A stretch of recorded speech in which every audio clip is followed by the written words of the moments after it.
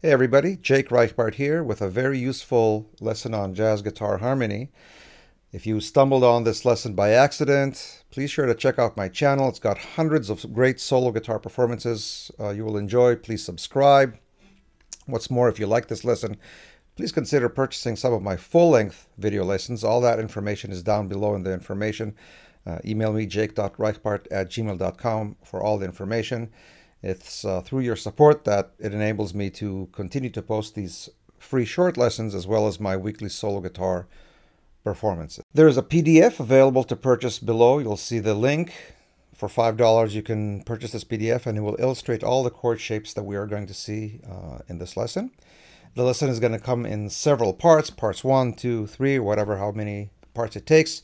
If you are watching part 2 or 3 or anything but part 1, make sure to watch part 1 first and then proceed to the other ones.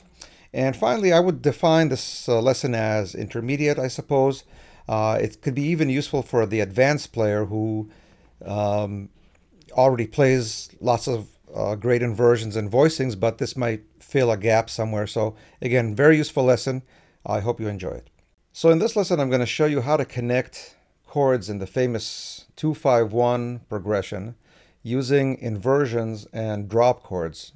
Those two terms, inversions and drop chords, if you're not familiar with them, I cover them actually here on YouTube. I have free lessons about those two topics exactly, drop chords as well as inversions. The links to those lessons is also in their information below, so watch those and it will give you a great background to proceed with this lesson, or you can go back and forth, watch this lesson, watch those later, doesn't matter. They all complete each other, and the idea is that this lesson will take you one step further to utilizing all the mechanical information presented in those two lessons. This lesson is also pretty mechanical, but it brings you a step closer to a situation where you open a real book and you look at D minor 7, G7, C, and you don't play the same damn 3 chords all over again. This lesson will open the door to hundreds more ways to play the same progression. So in the lesson, we're going to progress from a simple, strict definition of D minor 7. By the way, we're going to do these examples in the key of C. So we're going to start with a strict demonstration of D minor 7 to G7 to C major 7. And when I say strict, that is to say that the notes in these chords are going to be exactly that. For D minor 7, we're going to have D, F, A, and C. And for G7, we're going to have G, B, D, and F. And then for C, the notes C, E, G, and B. So those are the notes at first that are going to make up the chords that we are going to connect. Later on, we're going to change one of those notes and change 2 of the notes and make things and change the progression a little bit more, as you will see. But let's start by that strict definition. And I'm going to start with this inversion of D minor 7. This is the first inversion. And in this particular inversion, you have the F in the bass. So F, C, D, and A. G7, C major 7. So what's nice about this is that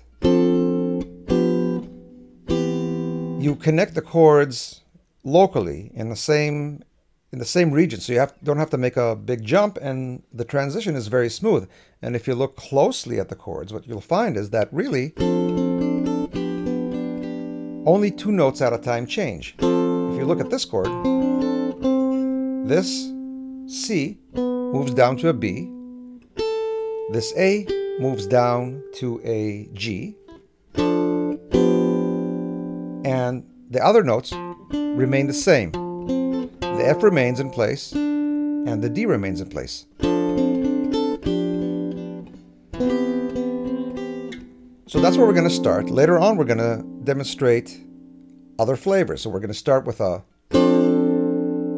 D minor 7. We're going to change one of the notes. For the G7, instead of the 5, we're going to play, in this example, the sharp 5, or the flat 13 if you want to call it that. And then continue to the C major 7. In In the next example, we're going to change 2 notes in the 5 chord. The 5 is raised to a sharp 5 or a flat 13, and the 1 is raised to become a flat 9. So this G7 doesn't have a 1 in it, doesn't have a G note in it. So, and finally, we're going to take advantage of this little incidental